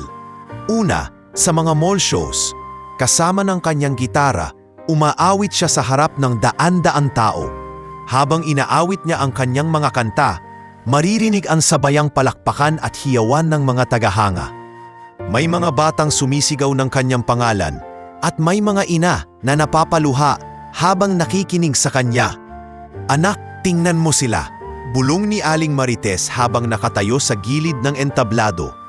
"Naririnig ka nila, hindi ka na pinagtatawanan, minamahal ka na." Maging sa telebisyon, inimbitahan siya. Sa isang talk show, tinanong siya ng host, "Miguel, bulag ka at dumaan sa pangungutya. Ano ang nagtulak sa iyo para hindi sumuko?" Ngumiti si Miguel at sagot niya, "Dahil po sa aking ina, siya po ang ilaw sa aking madilim na mundo. At ang bawat awitin ko ay para sa kanya at para sa lahat ng taong nawawalan ng pag-asa. Gusto ko pong ipaalala na kahit bulag ang mga mata, may puso ta ring nakikita." Nagpalakpakan ang audience at ang mismong host ay napaiyak. Sa tagumpay na ito, hindi lamang papuri ang dumating kay Miguel. Isang foundation ang nag-alok ng scholarship para sa kanya. Isang paaralan para sa mga batang may kapansanan na may espesyal na programa sa musika. "Miguel," sabi ng direktor ng foundation, "nais naming bigyan ka ng pagkakataon, hindi lang na umawi, kundi matuto ng mas mataas pang antas ng musika. Libre ang lahat, at ang tanging kapalit ay ipagpatuloy mong gamitin ang talento mo para magbigay inspirasyon." Naluha si Miguel. "Maraming salamat po. Hindi ko man makita ang mundong ito, ngunit ramdam ko po ang pagmamahal ninyo. At sa bawat araw na lumilipas, mas lumalakas ang kanyang tiwala sa sarili. Hindi na siya ang batang nagtatago sa likod ng kanyang ina, takot sa pangungutya. Siya na ngayon ang batang may tinig na nakakarating sa libo-libong puso." Para kay Aling Marites, higit pa sa kasikatan ang natanggap nila. Ito ay pagkilala sa kanilang pinaghirapan, sa kanyang pagmamahal na walang kapantay, at sa paniniwalang hindi kailanman mawawala ang liwanag, kahit pa sa pinakadilim na gabi. At para kay Miguel, nagsisimula pa lamang ang lahat. Sa kanyang tinig, nakita niya ang kanyang halaga. Sa kanyang mga awitin, nakita niya ang kanyang kinabukasan. At higit sa lahat, sa bawat palakpak at papuri, naramdaman niya ang katuparan ng panalangin niya noong bata pa siya. "Diyos ko, sana po marinig nila ang boses ko, hindi para pagtawanan, kundi para damhin nila." Habang patuloy na tumataas ang tasikatan ni Miguel, hindi rin nawala ang mga taong may ibang layunin. Sa tuwing siya ay nasa entablado, libu-libong tao ang sumisigaw ng kanyang pangalan. Sa radyo at telebisyon, lagi siyang pinag-uusapan. Ngunit sa kabila ng lahat ng tapuri, unti-unting bumalik sa eksena si Cassandra, ang dating dahilan ng kanyang kahihiyan. Isang gabi, matapos ang isang matagumpay na pagtatanghal sa isang mall show, lumapit si Cassandra sa backstage. Suot niya ang mamahaling damit at nakaniti, ngunit may halong pakunwari sa kanyang kilos. "Miguel," tawag niya, sabay lapit. "Hindi mo na ako natatandaan? Ako si Cassandra, anak ni na Don Roberto at Doña Felisa." Napalingon si Aling Marites at agad sumingit. "Senyorita Cassandra," malamig niyang bati. "Ano po ang sadya ninyo?" Umiling si Cassandra, nakangiti pa rin. "Wala naman akong masamang balak. Gusto ko lang sanang humingi ng tawad kay Miguel. Alam ko, mali ang lahat ng ginawa ko noon. Napahiya ka dahil sa akin. Ngayon nakikita ko na kung gaano ka kagaling. Sana mapatawad mo ako." Sandaling natahimik ang paligid. Si Miguel, bagamat bulag, ay dama ang tensyon sa boses ni Cassandra. Maingat niyang inabot ang braso ng ina at nagsalita. "Kung totoo man po ang sinasabi niyo, tatanggapin ko. Pero hindi ko po nakakalimutan ang sakit ng ginawa ninyo sa akin. Ang mga salitang binitawan ninyo hanggang ngayon, naririnig ko pa rin sa aking isipan." Saglit na natigilan si Cassandra, ngunit mabilis ding bumawi. "Miguel, wala na iyon. Ang mahalaga ngayon, sikat ka na. At gusto kong tulungan ka. May mga koneksyon ako sa mga malalaking kumpanya. Maaari kitang ipasok sa mas malalaking entablado. napakunot ang noo ni Aling Marites. Ramdam niya na hindi taos-puso ang alok ni Cassandra. "Miguel," bulong niya sa anak, "mag-ingat ka. Hindi lahat ng nakangiti ay tunay na kaibigan." Ngunit hindi doon nagtapos ang mga pagtatangka ni Cassandra. Ilang linggo ang lumipas, muli siyang lumapit kay Ginoong Fernando. "Ginoo," aniya, "kung talagang gusto niyo pang sumikat si Miguel, dapat bigyan niyo siya ng mas malaking exposure. Alam kong kaya ko siyang tulungan. May mga takilala akong producers na may malaking impluensya." Ngunit si Fernando, na matagal nang nakabuo ng tiwala kay Miguel at sa kanyang ina, ay hindi basta nagpadala. "Senyorita, nagpapasalamat ako, pero hindi ko nakikita na si Miguel ay nangangailangan ng karagdagang impluensya. Ang talento niya ang bansasalita para sa kanya, at hindi ko hahayaan na gamitin siya ng kahit sino." Nagbago ang ekspresyon ni Cassandra. Mula sa pilit na ngiti, lumabas ang kanyang tunay na anyo, selos at pagkadismaya.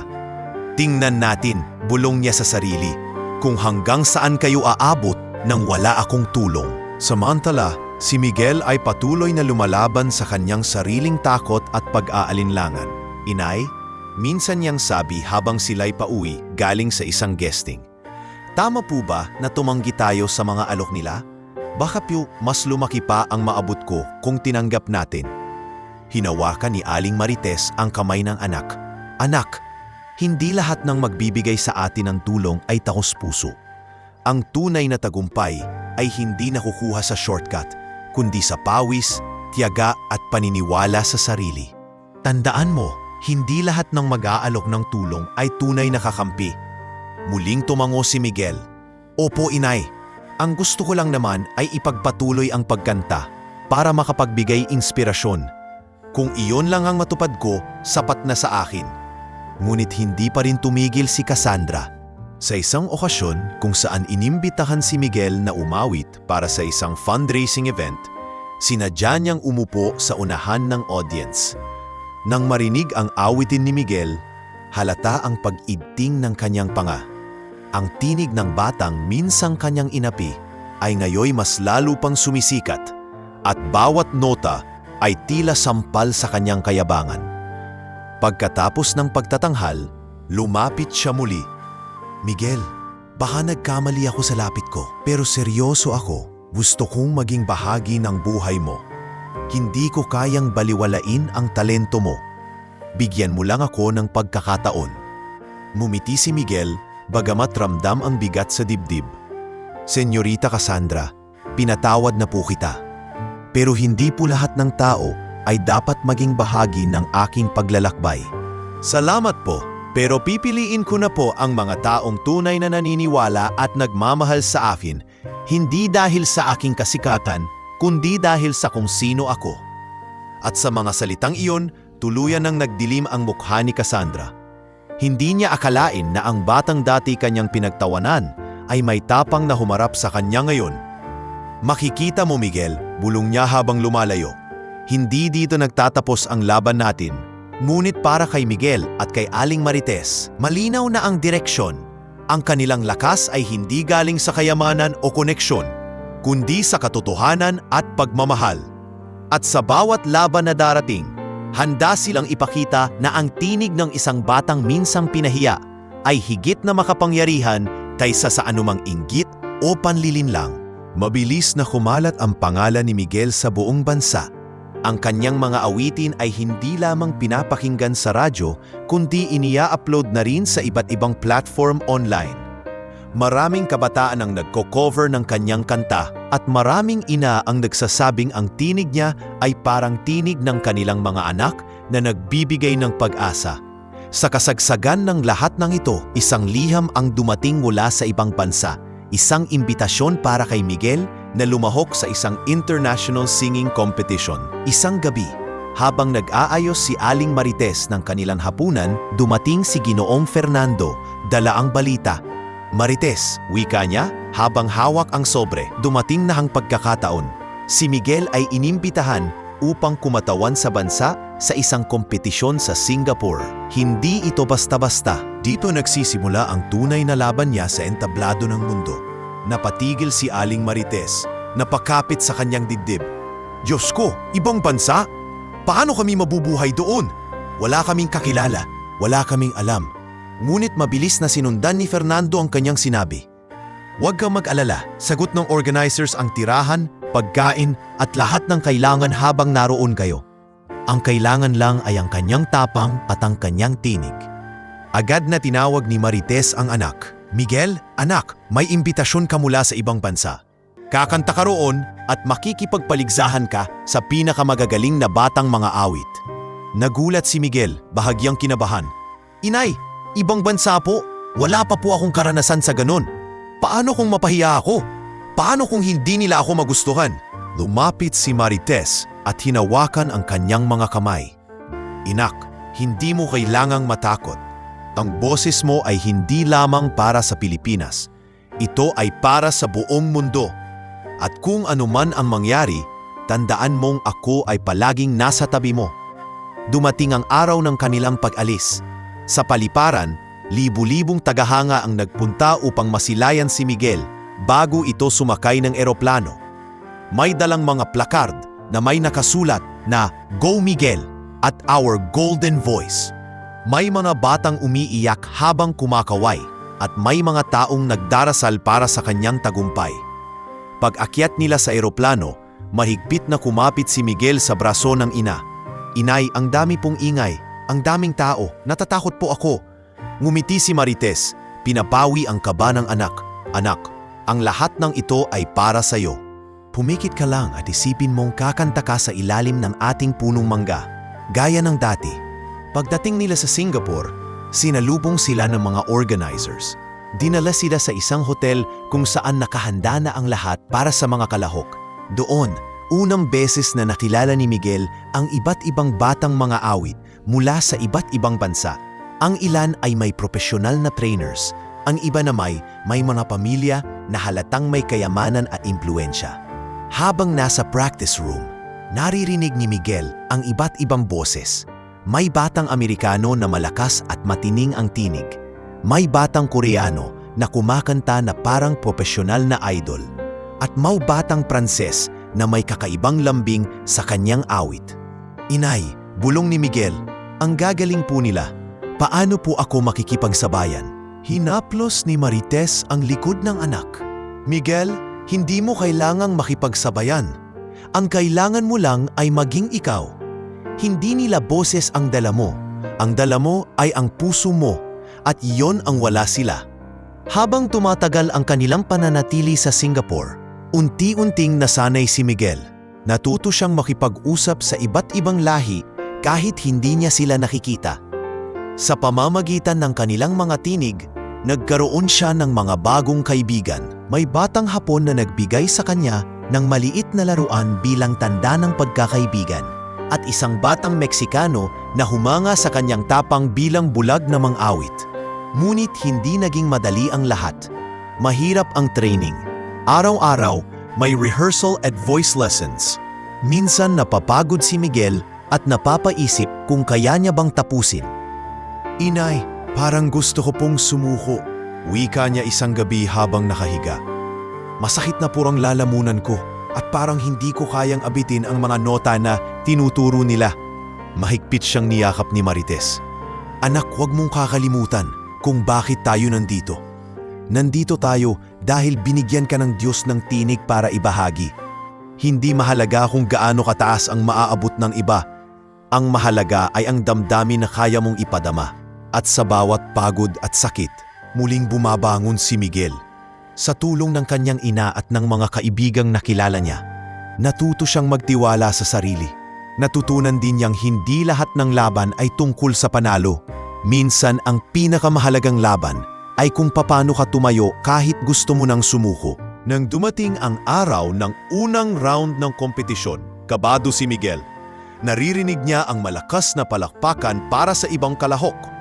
Ngunit nang tawagin ang kanyang pangalan, humakbang siya sa entablado, hawak ang gitara.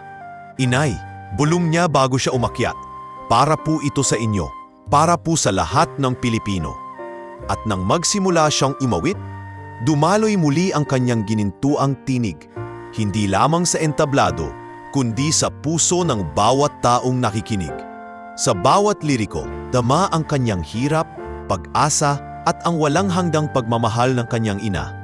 At sa gabing iyon, unang beses na narinig ng buong mundo ang tinig ng batang bulag na minsan ay pinagtawanan. Ngunit ngayoy, nagbibigay ng inspirasyon. At bagamat hindi pa tapos ang laban, malinaw na nagsisimula ng makita ni Miguel ang kanyang tunay na lugar sa mundo. Dumating ang araw na pinakahihintay, ang international competition sa Singapore. Sa araw ng kanyang pagtatanghal, ramdam ni Miguel ang mabilis na tibok ng kanyang puso. Sa backstage, naririnig niya ang hiyawan ng napangaraming tao, mga palakpak na tila umaalingaw-ngaw sa bawat sulok ng stadium. Ang kanyang mga kamay ay nanginginig habang mahigpit na hawak ang gitara. "Inay," mahinang bulong niya, "hindi ko po alam kung kaya ko ito. Ang daming tao. Hindi ko po nakikita ang kanilang muka. Pero naririnig ko po ang ingay. Nakakatakot." Hinawakan ni Aling Marites ang kanyang mga kamay at hinalikan ang noo niya. "Anak, hindi mo kailangang matakot. Tandaan mo, hindi mo sila kakantahan bilang mga estranghero. Kakantahan mo sila bilang mga kapatid sa iisang mundo. Ibigay mo lang ang puso mo at mararamdaman nila." Tinawag ng host ang pangalan niya. "Ladies and gentlemen, from the Philippines, Miguel." Sumabog ang malakas na palakpakan at hiyawan. Dahan-dahang lumakad si Miguel papunta sa gitna ng entablado, gabay ng kanyang ina. Nang makarating siya sa gitna, umupo siya sa silyang inihanda at inayos ang gitara sa kanyang kandungan. "Magandang gabi po," mahinang bati ni Miguel, bahagyang nakatungo. "Ako po si Miguel, galing sa Pilipinas. Ako po ay ipinanganak na bulag. Marami pong nagsabi na wala akong mararating, pero nandito po ako ngayon dahil sa pagmamahal ng aking ina at sa biyaya ng Diyos." Pahimik ang buong stadium. Lahat ay nakikinig. May ilang tao na agad napaluha sa simpleng pagpapakilala pa lamang niya at nagsimula na siyang umawit. Sa bawat salitang lumalabas sa kanyang bibig, dama ang kwento ng isang batang dumaan sa pangungutya, ngunit hindi sumuko. Ang kanyang tinig ay malambing ngunit matatag, puno ng sakit at pag-asa. Ang awitin ay tungkol sa isang ilaw, ang ilaw ng isang ina na patuloy na gumagabay sa anak sa kabila ng kadiliman. "Kung sa dilim ako'y nahulog, sa iyong bisig ako'y natutong bumangon. Kung sa unos ako'y nalunod, sa iyong tinig ako'y muling lumutang." Habang umaawit si Miguel, maririnig ang hikbi mula sa audience. Ang mga kamera ay nakatutok sa kanya at ang mga tao sa buong mundo na nanonood sa telebisyon ay saksi sa kanyang tinig. May ilang hurado na hindi napigilan ang pagtulo ng luha at ang isa pa ay napayuko hawak ang kanyang dibdib. Nang matapos ang huling linya, nagkaroon ng ilang segundong katahimikan at pagkatapos sumabog ang pinakamalakas na palakpakan na kanyang narinig sa buong buhay niya. Tumayo ang lahat, isang standing ovation. Sigaw ng mga tao, "Miguel! Miguel! Miguel!" Niyakap siya ni Aling Marites sa entablado. Hindi na alintana ang mga kamera at ang libo-libong nanonood. "Anak, ginawa mo na. Narinig ka na nila." Lumapit ang host at nilapitan si Miguel. "Miguel, wala akong masabi. Ang awitin mo ay hindi lamang musika. Ito ay kwento ng lakas at pagmamahal. You made us cry. You made us believe." Ang mga hurado naman ay isa-isang nagsalita. "Miguel," wika ng isang hurado, "ikaw ay hindi lamang kumanta. Binago mo ang gabing ito. Ang iyong boses ay isang liwanag." Isa pang hurado ang nagsabi, "Sa dami ng nakilala kong mga awit, bihira akong makaramdam ng ganitong klasing emosyon. Isa kang biyaya, Miguel." At sa gabing iyon, inanunsyo na siya ay papasok sa Grand Finals ng kompetisyon. Ang buong stadium ay muling sumigaw ng kanyang pangalan. At si Miguel, bagamat nakapikit, ay ngumiti ng buong puso. Sa backstage, habang binabati siya ng iba't ibang kalahok, lumapit ang batang Amerikano na isa rin sa mga paborito ng madla. "Miguel," wika nito, "you are amazing. You don't need eyes to see. You let us all feel." Ngumiti si Miguel at tumango. Salamat, kaibigan. Hindi ko po ito magagawa kung wala ang aking ina at ang Diyos. Pag-uwi nila sa hotel, hindi makapaniwala si Aling Marites sa nangyari. Habang magkahawak sila ng kamay ni Miguel, pareho silang tahimik na umiiyak. Hindi dahil sa takot o pangungutya, kundi dahil sa kagalakan na sa wakas, naririnig ng buong mundo ang tinig ng batang minsang tinawag na walang silbi. At sa mamasandaling iyon, nasimulan na ang pinakatunay na yugto ng kanilang laban. Hindi lamang laban para sa tropeo, kundi laban upang ipakita na ang isang bulag na bata ay kayang maging liwanag ng lahat. Dumating ang araw ng Grand Finals. Sa loob ng napakalaking auditorium, libu-libong tao ang dumagsa mula sa iba't ibang panig ng mundo. Ang stage ay punong-puno ng ilaw, kamera at dekorasyong kumikislap. Para kay Miguel, na hindi man nakikita ang mga ito, sapat na ang ingay ng mga tao at ang matinding kaba sa kanyang dibdib para maramdaman ang bigat ng sandaling iyon. Inay, bulong niya habang hawak-hawak ang braso ng ina. Ito na po ang huling laban. Hindi ko po alam kung mananalo ako, pero sana maramdaman nila ang pagmamahal ko sa kanta. Hinaplos ni Aling Marites ang pisngi ng anak. Anak, panalo ka na sa akin mula pa noong una mong pinakanta ako sa ating silid. Kung ano man ang mangyari ngayong gabi, huwag mong kalimutan, ikaw ay biyaya. Hindi lamang sa akin, kundi sa lahat ng makakarinig sa iyo. Isa-isang nagsilabasan ang mga kalahok. Ang bawat isa ay nagpakitang gilas, kumanta ng mga awitin na may mataas na nota at kahanga-hangang talento. Malakas ang palakpakan at hiyawan ng mga tao, at habang lumilipas ang oras, mas lalo pang sumisidhi ang kaba ni Miguel. Nang tawagin ang kanyang pangalan, bumigat ang paligid. Ladies and gentlemen, from the Philippines, Miguel. Tahimik na naglakad si Miguel papunta sa gitna ng entablado. Hawak pa rin ang kanyang gitara. Ang spotlight ay naatutok sa kanya at ang buong auditorium ay napuno ng katahimikan. Bago magsimula, saglit siyang nagsalita. Ang kantang ito ay para sa lahat ng anak na minahal at inalagaan ng kanilang mga magulang. Para sa lahat ng ina na nagbigay ng liwanag sa kabila ng dilim. Inay, para po ito sa inyo. At doon nagsimula ang kanyang awitin. Hindi basta kanta ang kanyang inawit, ito ay kwento ng kanilang buhay. Kwento ng isang bulag na bata na pinagtawanan, ngunit nakahanap ng lakas sa braso ng kanyang ina. Kwento ng pag-asa, pag-ibig at pananalig sa Diyos. Ang kanyang tinig ay malinis, puno ng emosyon, at tila tumatagos sa puso ng lahat ng nakikinig. Habang umaawit siya, maririnig ang mga hikbi ng tao sa audience. May mga nanay na napayakap sa kanilang mga anak. May mga ama na napatingin sa kanilang mga pamilya. Ang mga hurado mismo ay hindi makapaniwalang ang isang batang bulag ay nagagawang ipadama ang ganitong kalalalim na damdamin. Kung sa dilim ay walang kasiguruhan, sa pag-ibig ng inay may kanlungan. Kung ang mundo ay puno ng pangungutya, sa kanyang tinig ako'y may pag-asa. Sa huling linya, napuno ng luha ang kanyang mga mata. Bagamat hindi niya nakikita, alam niyang nakatayo ang kanyang ina sa gilid, nakikinig at nananalangin. Nang matapos siya, ilang segundong katahimikan ang sumunod at pagkatapos ay sumabog ang pinakamalakas na palakpakan at hiyawan na kanyang narinig. Muling nagkaroon ng standing ovation, higit na mas malakas kaysa noong semifinals. Lumapit ang host, nangingilid ang luha. Miguel, hindi ko alam kung paano ko ito ilalarawan. Hindi ka lamang kumanta, binago mo ang gabi ng lahat ng narito. Niyakap siya ni Aling Marites sa entablado.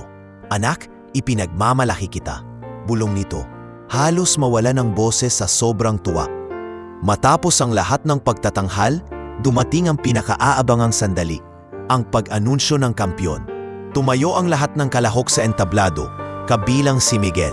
Ang kanilang mga kamay ay kinakabahan habang hawak-hawak ng host ang sobre. And the grand champion of this year's international singing competition is... Saglit na katahimikan at pagkatapos ay buong lakas na inanunsyo ng host, Miguel from the Philippines. Sumabog ang palakpakan at hiyawan. Ang buong entablado ay naligo sa konfeti at liwanag. Si Miguel, bagamat hindi nakikita ang nangyayari, ay ramdam ang lahat sa kanyang puso. Napaluha siya at napayakap ng mahigpit sa kanyang ina. "Inay," humahagulhol siyang bulong. "Nanalo po tayo. Hindi lang po ako, kundi tayong dalawa." Si Aling Marites ay halos himatayin sa tuwa. "Salamat sa Diyos, anak, ito na ang gantimpala sa lahat ng hirap natin."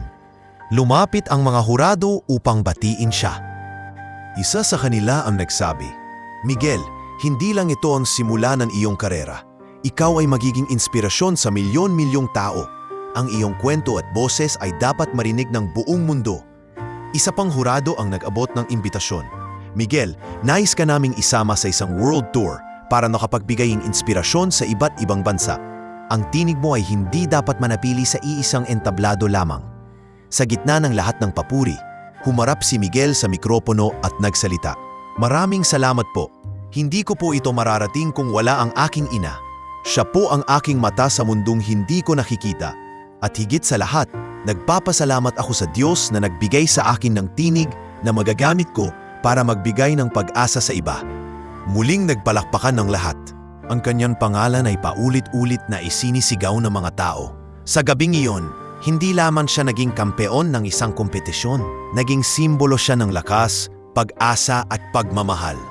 At habang bumabalot sa kanila ang konfeti at liwanag ng entablado, magkahawak kamay sina Miguel at Aling Marites, parehong umiiyak sa kaligayahan. Sa wakas, ang batang bulag na minsang pinagtawanan at ipinahiya ay itinanghal na kampeon, at ang kanyang tinig ay naging pinig ng mundo.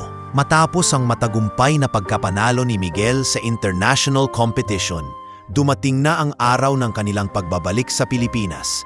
Habang nakaupo sa eroplano, mahigpit ang hawak ni Miguel sa kamay ng kanyang ina. "Inay," bulong niya, "hindi ko po alam kung ano ang naghihintay sa atin. Pero kahit ano pa iyon, masaya po ako na kasama ko kayo."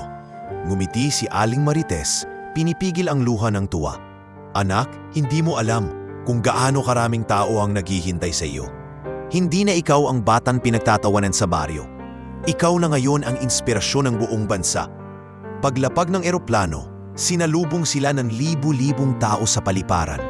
Ang mga bandila ng Pilipinas ay iwinawagayway, at ang mga tao'y nagsisigaw ng, "Mabuhay si Miguel! Mabuhay ang ginintoang tinig ng bansa!" Ang mga kamera ng telebisyon at radyo ay nakatutok sa kanila. Habang dahan-dahang lumalabas si Miguel, gabay ng kanyang ina, maririnig ang mga hiyawan at palakpakan. May ilang kabataan na sumisigaw ng kanyang pangalan. May mga ina na umiiyak habang kumakaway. Damdam ni Miguel ang init ng pagmamahal ng kanyang mga kababayan kahit hindi niya sila nakikita. Isang reporter ang nagtanong, "Miguel, anong nararamdaman mo sa napakainit na pagtanggap ng Pilipinas sa iyo?" Ngumiti siya, nakaharap sa direksyon ng boses. "Maraming salamat po. Hindi ko po ito mararating kung wala ang aking ina at ang tulong ng Diyos. Ang boses ko po ay hindi lamang para sa sarili ko, kundi para sa lahat ng Pilipino." Mula sa paliparan, dumiretso sila sa isang motorcade na inorganisa ng lokal na pamahalaan. Sa bawat kanto na kanilang nadaanan, libu-libong tao ang nag-abang. May dalang placard na may nakasulat na, "Salamat Miguel, at inspirasyon ka namin." Sa loob ng sasakyan, si Aling Marites ay hindi mapigil ang luha habang pinagmamasdan ang nag-uumapaw na pagmamahal ng mga tao para sa kanyang anak. "Anak," wika niya, "tingnan mo sila. Ikaw na ang nagbibigay sa kanila ng pag-asa." Kinabukasan, inimbitahan si Miguel ng isang malaking charity organization upang kumanta para sa mga batang may kapansanan. Sa loob ng auditorium, daan-daang bata ang nakaupo, karamihan ay may kaparehong kondisyon tulad niya. May mga bulag, may mga pipi, at may mga nakaupo sa wheelchair. Nang umawit siya sa harap ng mga batang iyon, naging emosyonal ang lahat. Ang kanyang tinig ay nagbigay ng inspirasyon at ang mga bata ay sabay-sabay na napapalakpak kahit ang ilan ay hindi man lang marinig ang kanyang tinig. "Inay, Bulong ni Miguel matapos ang programa. Dito ko po naramdaman ang tunay na layunin ng aking boses. Hindi para sa kasikatan, kundi para sa kanila. Para maramdaman nilang hindi sila nag-iisa. Matapos nito, nagdesisyon si Miguel na maglaan ng bahagi ng kanyang kinikita para sa mga charity programs. Nagbigay siya ng donasyon upang makabili ng mga braille books at musical instruments para sa mga batang may kapansanan. Ito po ang paraan ko para ibalik ang lahat ng biyayang natanggap ko, wika niya sa isang panayam. Isang araw, habang bumibisita sila sa isang paaralan para sa mga batang bulag, may isang batang lalaki na lumapit sa kanya at hinawakan ang kanyang kamay. Kuya Miguel, mahinang sabi nito, gusto ko rin pong kumanta tulad ninyo, pero natatakot po ako. Baka pagtawanan lang ako. Naupo si Miguel at hinawakan ang balikat ng bata. Huwag kang matakot. Narinig mo ba ang kwento ko? Pinagtawanan din ako noon. Pero hindi iyon ang nagtakda ng aking kapalaran. Tandaan mo, hindi mo kailangan ng mata para makita ang pangarap mo. Kailangan mo lang ng puso at tapang. Niyakap ng bata si Miguel at sa sandaling iyon, nakita ng lahat kung paano ang kanyang tinig at kwento ay nagbigay ng pag-asa sa susunod na henerasyon. Habang lumilipas ang mga araw, mas lalong naging malapit si Miguel sa komunidad ng mga may kapansanan. Madalas siyang imbitahan upang magsalita at umawit sa iba't ibang programa at sa bawat pagkakataon, pinapaalalahanan niya ang lahat na ang kapansanan ay hindi kailanman hadlang sa pangarap. Hindi rin nakalimutan ni Miguel ang kanilang baryo. Bumalik sila ni Aling Marites at sinalubong sila ng lahat ng kapitbahay. Ang mga taong minsang nanlilibak at nanguuyam ay ngayon lumapit upang humingi ng tawad. Marites, Miguel, patawarin ninyo kami, sabi ng isa. Hindi naming nakita noon ang tunay mong halaga. Pero ngayon, ipinagmamalaki ka naming lahat. Ngumiti si Miguel at sagot niya, pinatawad ko na po kayo noon pa man. Ang mahalaga, natuto tayo lahat na huwag manghusga ng kapwa. Mula noon, naging simbolo si Miguel ng pag-asa sa kanilang bayan. Hindi lamang bilang isang kampeon sa pagkanta, kundi bilang isang taong nagpapaalala na walang imposible basta't may pananampalataya, pagmamahal at tiyaga. At sa bawat pagtatanghal, sa bawat bata na kanyang natutulungan, at sa bawat taong kanyang nai-inspire, lalo pang lumalalim ang kanyang paniniwala na ang kanyang tinig ay hindi lamang biyaya para sa kanya, kundi liwanag para sa iba. Makalipas ang ilang taon mula nang sumikat si Miguel, unti-unting nagbago ang kanilang buhay. Sa tulong ng kanyang mga pagtatanghal at mga alok mula sa iba't ibang kumpanya, nakapag-ipon siya ng sapat upang matupad ang isa sa kanyang pinakamalaking pangarap, ang bigyan ng sariling bahay ang kanyang ina. Inay, sabi ni Miguel isang araw, habang magkahawak silang naglalakad, gusto ko pong magkaroon tayo ng tahanan na hindi na natin kailangan pang ibahagi sa iba.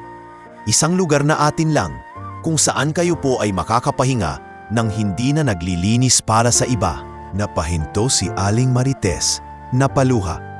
Anak, hindi ko akalaing mangyayari ito. Ang tanging pangarap ko lang ay makita kang masaya. Pero ngayon, higit pa ang ibinibigay mo. Ilang linggo matapos nito, ipinakita ni Miguel ang isang maliit ngunit maganda at maaliwalas na bahay na nabili niya sa tulong ng kanyang producer at mga taga-suporta.